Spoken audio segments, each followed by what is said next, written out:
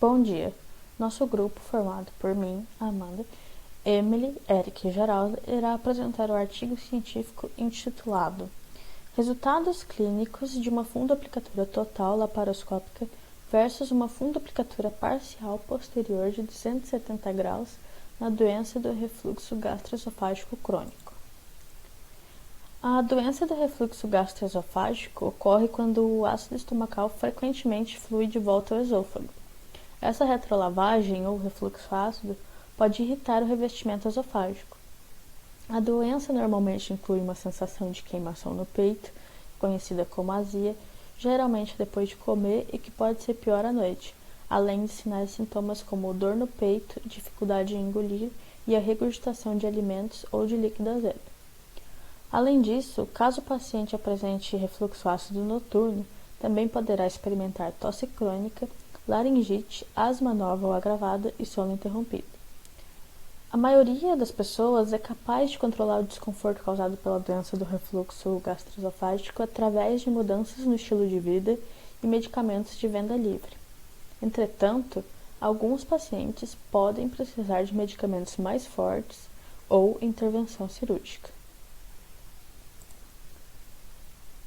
A prática cirúrgica em todo o mundo, há muito tempo, preconiza como procedimento cirúrgico padrão no manejo da doença a fundoaplicatura total, também chamada de fundoaplicatura de Nissen. Nessa técnica, a válvula criada com o fundo do estômago envolve toda a circunferência do esôfago, e trata-se de uma técnica operatória eficaz em que se utiliza a superfície posterior do fundo gástrico para confeccionar uma válvula unidirecional ao redor do esôfago distal. Essa válvula exerce a pressão exata para permitir que o alimento entre no estômago e não reflua para o esôfago. Porém, os efeitos adversos do procedimento, principalmente os mecânicos, levantaram preocupações e estimularam novas pesquisas para contornar esses efeitos. Uma das modificações técnicas sugeridas foi a de realizar um envolvimento apenas parcial do esôfago, de 270 graus. Uma série de ensaios clínicos randomizados relatou que tal técnica, denominada de fundoaplicatura parcial, reflete menos efeitos adversos pós-operatórios ou problemas como flatulência ou inchaço.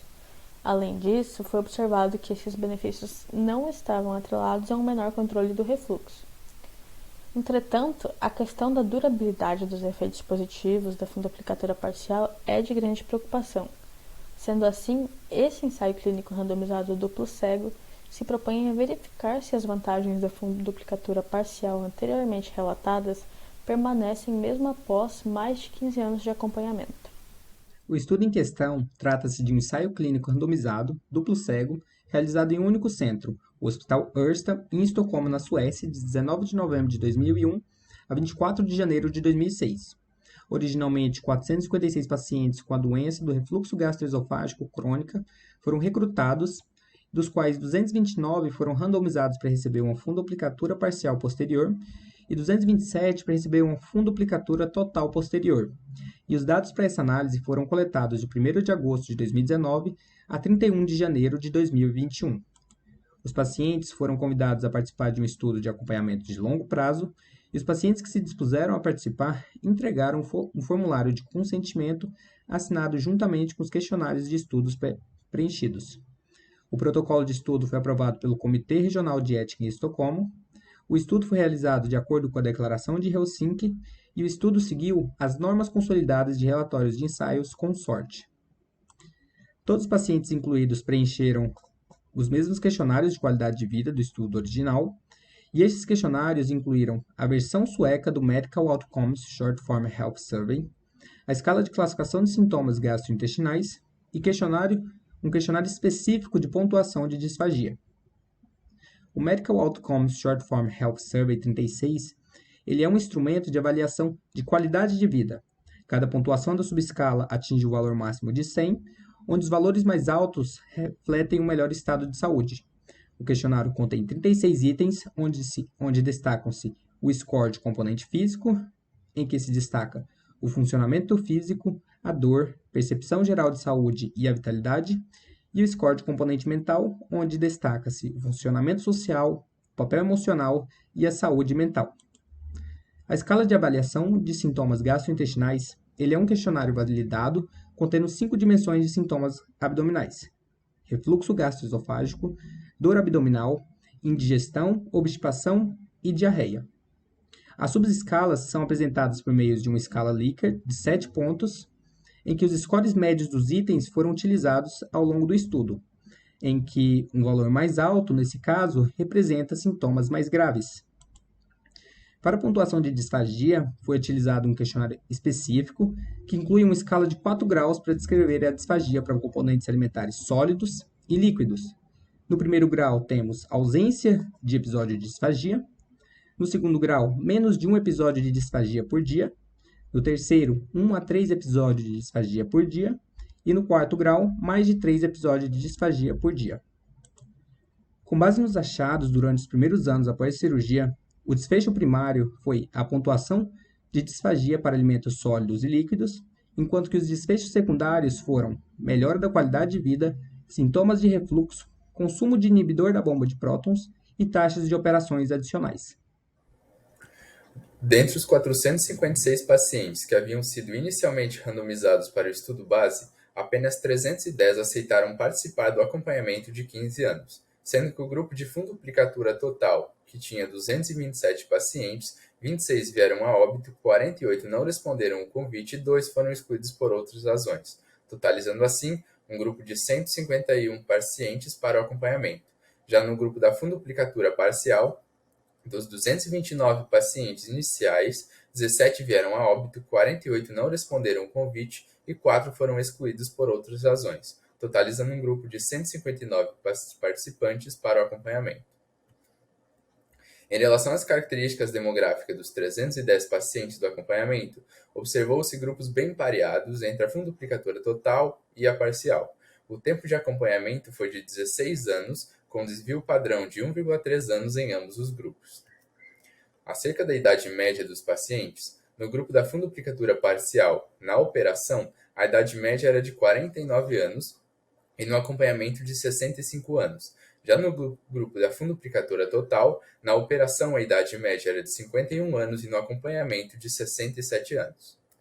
Em relação às operações adicionais realizadas no período do acompanhamento, no grupo da funduplicatura parcial foram realizados 4 procedimentos e no grupo da funduplicatura total foram realizados 10 procedimentos, sendo que todos eles foram relacionados à doença do refluxo gastroesofágico. Em relação aos scores médios de disfagia para alimentos sólidos e líquidos durante todo o período do acompanhamento, foram encontradas melhoras marcantes com as cirurgias em ambos os grupos após um ano do procedimento, que se manteve durante todo o acompanhamento. Poucas alterações dos scores médios de disfagia foram observadas. Uma das alterações foi a diferença estatisticamente significativa em favor da funduplicatura parcial para a disfagia líquida e sólida em um ano de pós-operatório e para a disfagia sólida em 2 anos de pós-operatório. Enquanto isso, 15 anos pós-procedimento, embora os scores médios de disfagia permaneceram baixos, não há diferenças significativas entre o grupo da funduplicatura total e da funduplicatura parcial.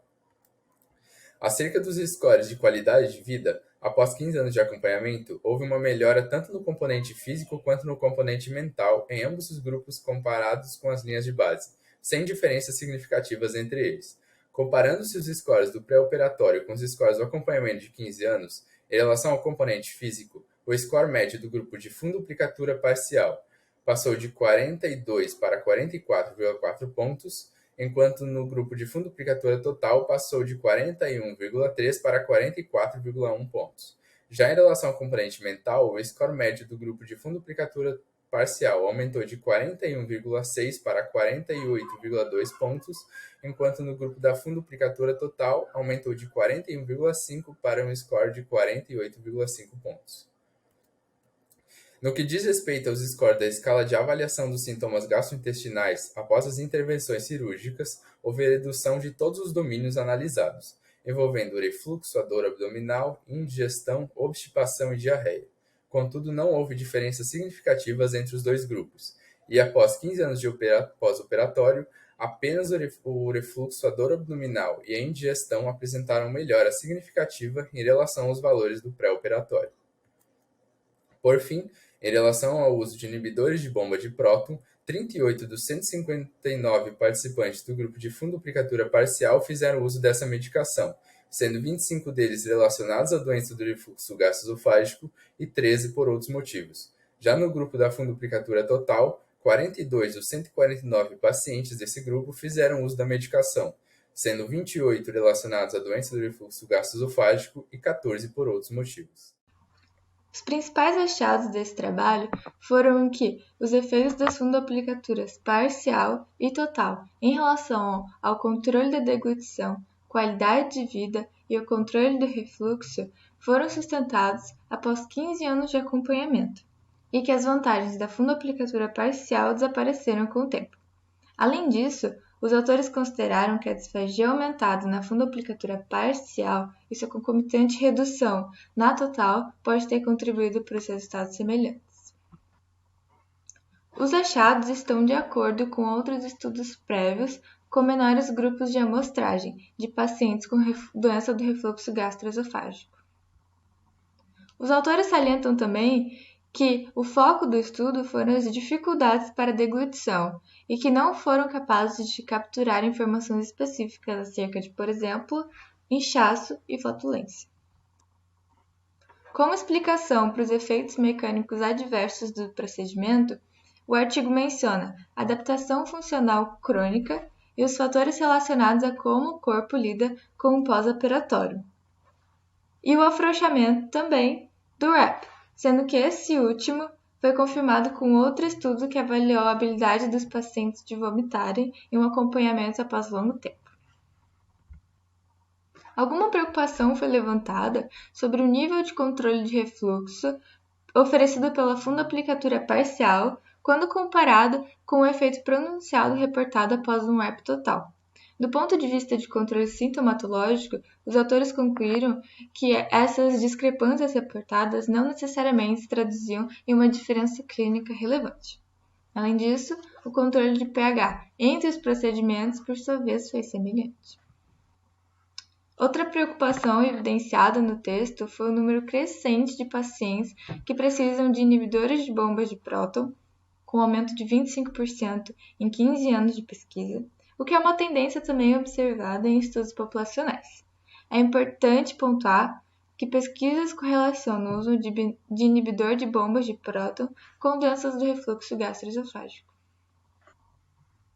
Por fim, os autores finalizam afirmando, portanto, que as fundoplicaturas parcial e total alcançaram resultados semelhantes no que tange ao controle da disfagia e qualidade de vida. E, apesar de a fundoplicatura parcial ter se mostrado inicialmente melhor, a sua vantagem não perdurou por todo o período da pesquisa.